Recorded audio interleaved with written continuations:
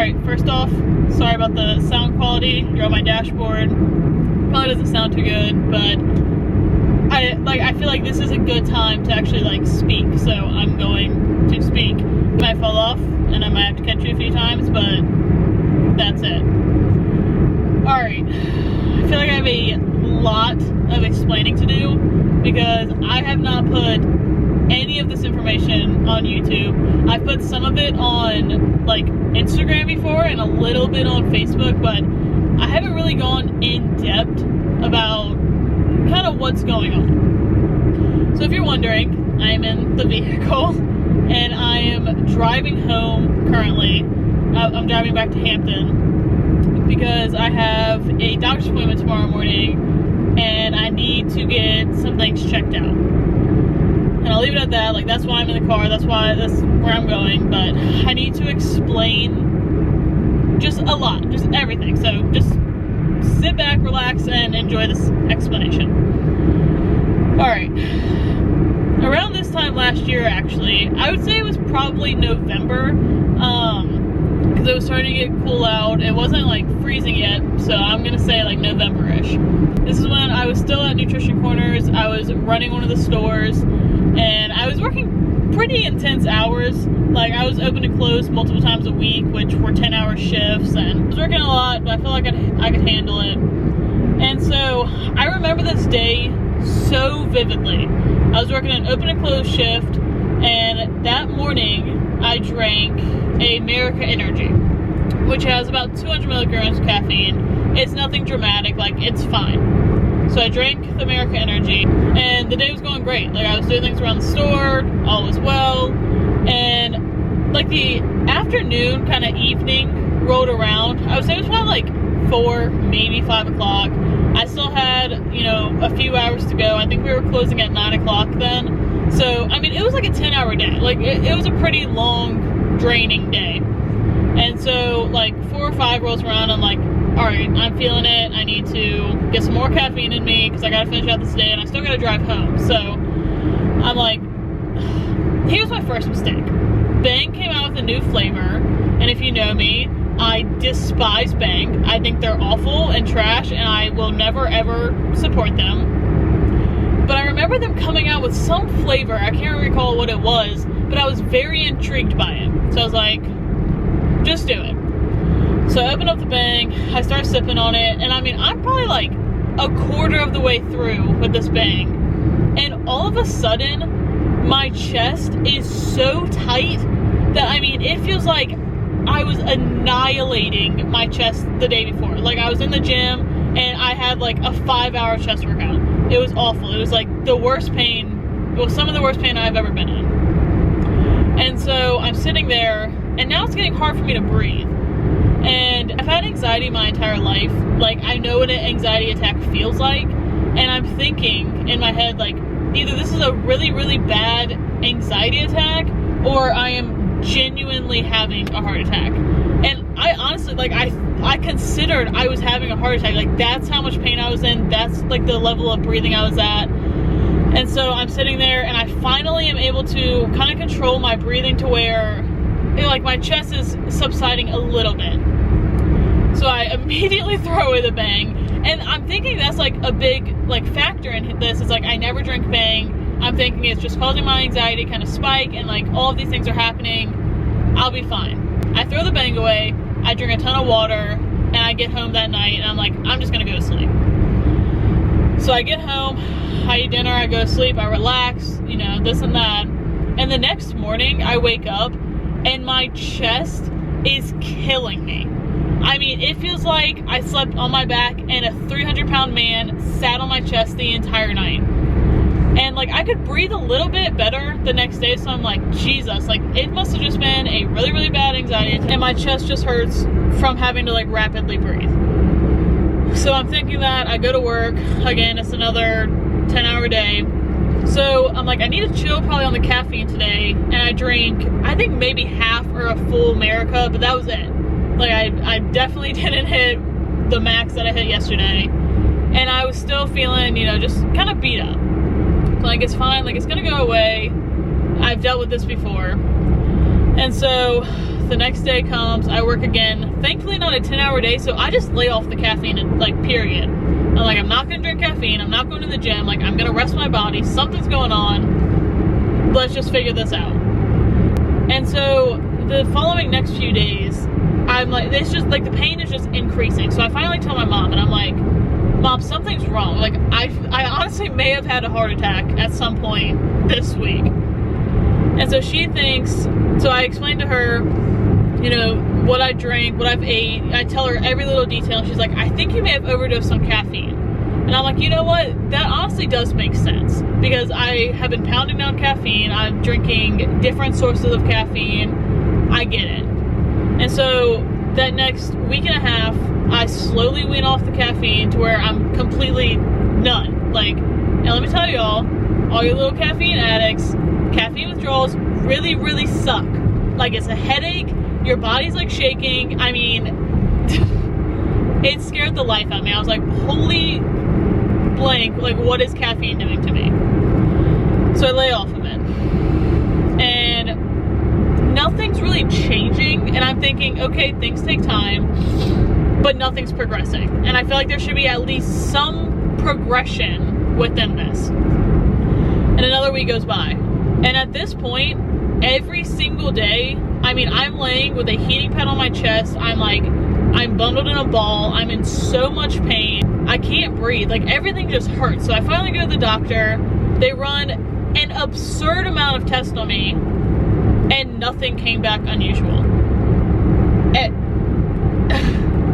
I don't comprehend how that much could be going wrong in my body, and like, I can be in that much pain and nothing come back to where I have even the slightest answer. And now at that point, I'm packing on anxiety as well, because I'm freaking out. I'm like, I'm gonna die. Like, I'm genuinely thinking like I'm dying. And so another week and a half goes by, and we're still thinking maybe the caffeine is doing something, but I'm not drinking any. Like, we don't know what's going on. Like, we're all just kind of hoping for the best at this point. We're like, we've been to the doctor, nothing. You've chilled on the caffeine, nothing. I don't know what else to do, so we're just gonna kind of relax. And so, like, a week and a half go by, and shit hits the fan. I remember I'm laying in bed, and I'm watching YouTube. I remember this like it was yesterday. I'm laying in bed, I'm relaxed, I'm watching YouTube, and all of a sudden, my heart is pounding so fast, I genuinely thought it was going to beat out of my chest. Like, no exaggeration, it's pumping so hard, it's hurting me. Like, it's like I feel it, and it's hurting me so bad. And so I'm trying to take my heart rate, and I'm just like shaking at this point, so I can't get an accurate reading. My Apple Watch is going off. It's like, you gotta breathe, breathe, breathe. And I'm like, I'm breathing. And so I go downstairs, and I'm talking to my stepdad, whom is prior medical, and I'm like, can you please take my heart rate? Like, I'm in pain. And so he sits me down, you know, we calm me down, and he has one of those little pulse readers that you stick on your finger. So he sticks that on me, he's taking my heart rate, and mind you, I'm sitting relaxed, and my heart rate hits like in the 140s. And I'm like, okay, that's not good. And normally my resting heart rate with my anxiety is in like the 70s. Like, that's a pretty general heart rate, like resting heart rate for me. And so with this being in the 140s, resting, completely rested, I'm like, I need to go to the hospital. Like, this is very, very bad. Like, this is extremely unsafe. And so I go to the emergency room, and I'm laying in this bed. My heart rate came down a slight bit by the time we got to the emergency room, and they're like, okay, let's run like EKGs. Like, they're running all these tests again. Like, it's insane the amount of tests that I'm going through. And they all come back negative again. And these people are trying to tell me like I'm having anxiety attacks, and I'm like, I have anxiety. I deal with this daily. I know when anxiety attacks feel like, I know everything that you're telling me and it's not that. And so I'm getting extremely upset because I'm like, people, like, you're shaving years off my life. Like, my heart can't take this. And I'm trying to explain to them, so basically how my breathing felt is that, like, here's my throat and it would open when I was trying to breathe, and then something would just smack on top of it. Like, the lid would just immediately close to where I can't catch a full breath. So it's like, it was like teasing me. Like, I was like, and then it would just stop. And so, like, I'm half getting this breath and then boom, restriction. And I'm like, I study the body and I study all these things and I'm like, I don't know what's going on. I wouldn't be coming to you if I thought that it was just anxiety, and I'm taking CBD and I'm taking all these things and I'm trying to relax, and I'm like, people, dude, it's not anxiety. And so another like week goes by. At this point, I don't know what to do. Like, I'm so scared and I'm petrified, and nobody even like knows what's going on. I'm still working daily. Like, I'm just like hiding all of this. And I remember being at work one day, we had just got a shipment in of protein powders and I had to put them up. And I was like, okay, I'm just gonna go at my own pace. I'm gonna go really slow. And I remember taking a 2-pound protein powder container, and I walked it from the counter to the shelf. And the length was like from walking from your bed to your closet. Like, it wasn't a far walk, but I was so winded that I thought I was gonna pass out. I mean, I was sitting there and I was huffing and puffing, and my heart rate, my watch is like screaming at me that it's so high, and I'm like, I don't know. I don't know what to do anymore. And so I go to the doctor again that week, and I'm explaining to her, I'm like, look, I don't care what you do. Just please help. Like, help me figure this out. And so I'm talking to my doctor, and I explained to her that situation at work where I was very out of breath from just walking. And she's like, let's treat this as asthma and just see what happens. So I get an inhaler. And she's like, whenever that situation happens, use your inhaler. And I do. And the inhaler worked for about 30 seconds to where it did open up my lungs, and it opened up everything for me to be able to breathe. And I would catch like 1 to 2 solid breaths, and then I'd immediately go back to the restricted breaths. And I'm just, like I said, this has been happening for like a month now. And just imagine, like, every single day for an entire month you feel like you're having a heart attack, and you don't know if you're gonna make it. And you'll think I'm being dramatic, but it got to the point where I would fall asleep at night. I could feel myself take my last breath before I fell asleep, and I didn't know if I was gonna wake up the next morning. I'm like, was that my last breath? Because, like, you fall asleep after that. And so I would take my last breath, and everything would go black, and I'm like, is this it? And so the next week, I go back to the doctor, and I'm like, hey, I know we haven't been on for a long time, but like the inhaler's not working like we thought that it would. And the doctor's looking at me, I'm looking at the doctor, my mom's in the room, and my mom's like, pleurisy. My 2 sisters had it, I had it.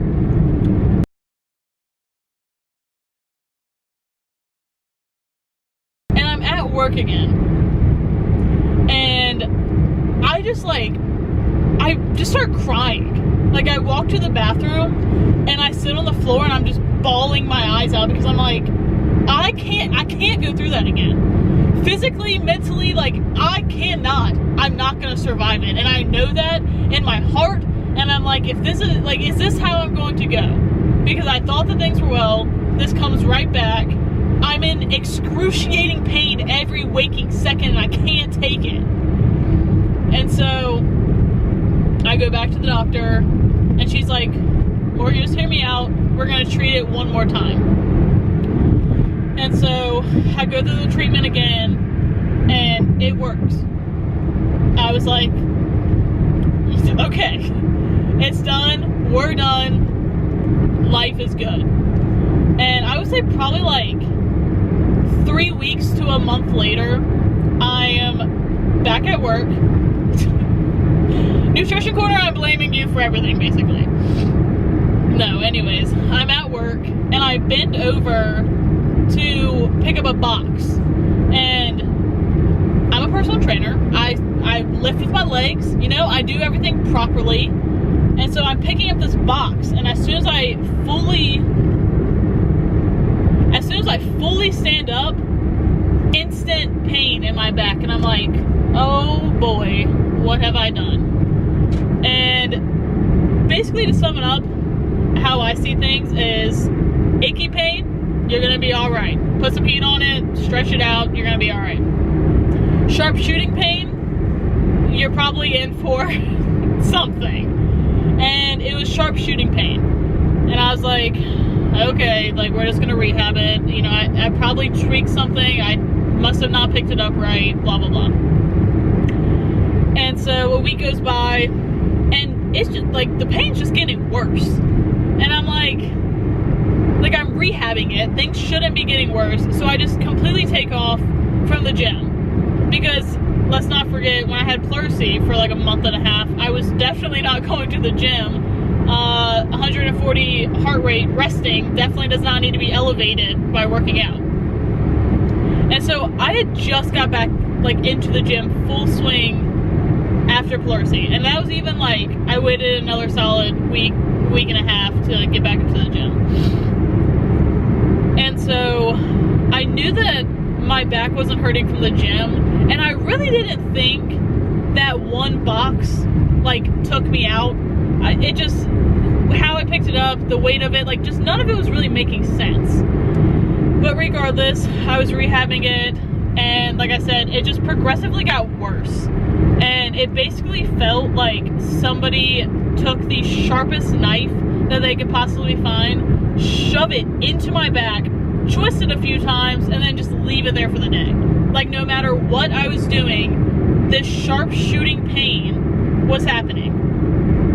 And it got to one point where, like it's on my right side, my right glute completely cramped, and my right leg just went numb. And I'm like is it a disc? Like what have I done? And so I slightly bend over, and I'm feeling around where this area is, and I feel a lump. And I'm like, what the hell is this? Because it's massive.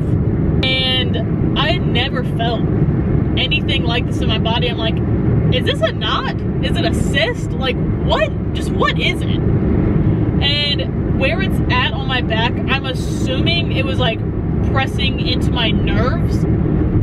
And that's what was causing like the numbness in my leg, and like my body's compensating from that area, so like my glutes are getting it, and just like everything's starting to click. And I'm like, okay, well this is strange.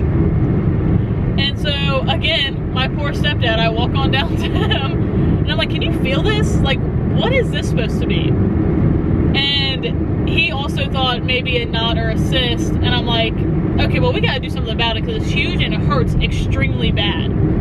So I go to the doctor again, and my biggest thing is that like, I'm so annoyed that I was in so much pain from the pleurisy that I didn't feel this growing. Because I feel like we could have possibly slowed it down or stopped some of it, but I didn't even feel this pain, which is baffling to me because like, it's excruciating pain every day in my back. But like, I was just so distracted by pleurisy that I didn't feel it. And so I go to the doctor, I have her feel it, and she's like, I'm gonna send you to a surgeon because regardless of what this is, it needs to come out because of where it is. And I'm like, you're joking.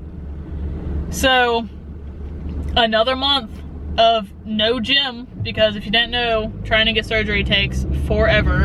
And so another month of daily excruciating pain. And again, I'm trying to just kind of like hide it. Like I don't want people to really know, and I'm still going to work. And I'm just playing cool. And so finally, surgery rolls around and I get it removed, and she was like, that thing was massive. And I was like, well, what is it? And she was like, it was a tumor. And I'm like, you know, instantly your heart sinks whenever you hear that. Like, I feel like I have pleurisy again. My heart's beating out of my chest. And she's like, but I think it's just a fatty tumor. And she like is calming me down. She's like, I still sent it off to get checked, but I've seen things like this before, and I do think that it's just a fatty tumor. And so I know, like a week of just freaking anxiety goes by of waiting for this result, and I finally get it back, and it was just a fatty tumor. And I thank God every waking second for that, because I mean, y'all know because why, but like, dude, I am so grateful for it to just be a fatty tumor. And so probably 3 weeks go by, I couldn't go to the gym because I had internal stitches, which somehow became external stitches. One of the holes like didn't close up, and I kid you not, my stitches were unraveling out of me, but I didn't even care. It was out, it was healing, all is well. And that brings us up to today. And last week, I am deadlifting extremely heavy. I was going for a 1 rep max. And I knew that I was pushing myself to probably a not very safe limit.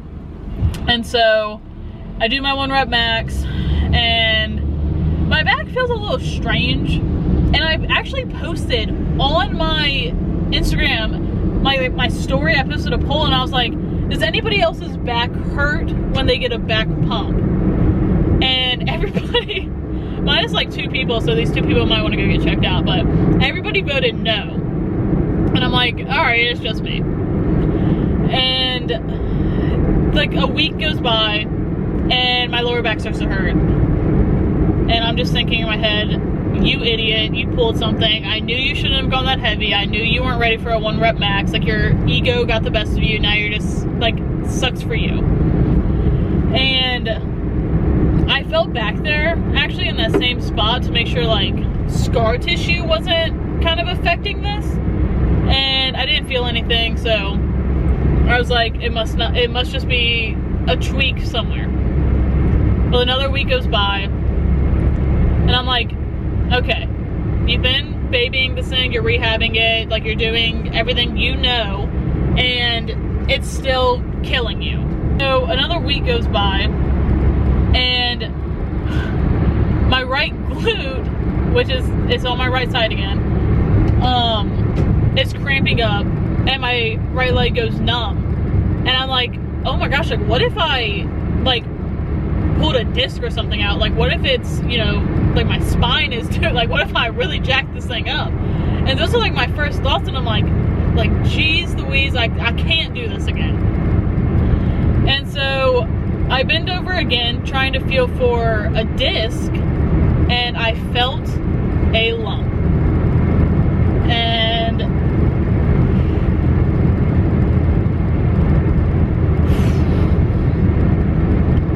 let me tell y'all that my heart didn't even sink, but my heart just like broke. And I'm like, I'm healthy. I eat clean at least 80% of the time. I get my water in every day. It's not always a perfect gallon, but Lord have mercy, it's enough water. I exercise 6 times a week. I barely drink. I don't smoke anything of anything. And I'm like, I do what they say. I'm healthy. This is my life. I am a health freaking coach. And I'm doing everything. And like, why? And I drop into this why me act, but like, wouldn't you be pissed when you have people out there who freaking drink 6 days a week and they're not going to the gym 6 days a week and they're healthy? And so I feel the lump in the exact same spot where I got the other one removed at. and like a few inches down I feel another one. So I'm thinking that there's two. One is like extremely close to, like, imagine where your hip bones are, and I think it's like tucked away in there. And the other one, like I said, is just, it's right where the other one is, so it's like sitting on my nerves and it's like inching towards my spine. And I'm in just so much pain. And I'm a personal trainer, so it's not like I sit all day. Like, I'm up, I'm moving. I take 12,000 steps a day. I'm constantly lifting weights. Like, I don't have an easy job on my body. And so I'm thinking, you know, like, how do I avoid this pain? And I can't. And I've been living on the heating pad every waking second that I'm not at work right now. And I'm just, like, I'm young. Like, I should be able to go hiking where I want to go hiking, and I should be able to go do all these things. And I can't. And I'm like, why? I just don't understand. And it's just so frustrating, and it's hurting, and it's like, it's discouraging. And I'm wondering, is lifting doing it? Like, because I Googled it. I know I shouldn't have, and I never ever Google things, but I'm just so confused. And they're like, well, it could be how your fat distributes through itself, or it could be like trauma. And I'm like, great. Like, just wrapped up my doctor's appointment, and I do indeed have another. She thinks it's another fatty tumor. She told me, like, I wouldn't be too worried about it, but I do have to get it removed, especially because of the size that it is. Like, it's smaller right now, but it's already causing so much pain. So she's like, let's just go ahead, get it out before it grows too much. So I'm hoping to have surgery this month. She's going to send over, you know, all the information, and scheduling is just annoying for surgery, but we're going to really hope to get it out this month so I can go back to kind of my normal life and just not drag it out like we did last time. But other than that, I mean, I guess I'm, like, not too upset because I was expecting that news. Like, I already knew, like, in my gut, like, another was growing. I'm going to have to get surgery. So I kind of just prepared myself for the worst, and I got the news that I was expecting. So, all right. So I've made it home. It's currently the next day. I just got off work. As you can see, when I got home, I literally crashed. I was so exhausted from driving from Hampton to getting Madison home to me getting home and unpacking, and yeah, I was tired. So I went to bed. But I kind of want to talk about my game plan, because I feel like a lot of y'all are probably curious as to what's next for me. You're probably like, are you gonna stop working out until you have surgery? You know, like this and that. And so my game plan is that I'm absolutely not going to stop working out. If anything, I'm going to train even harder, modified.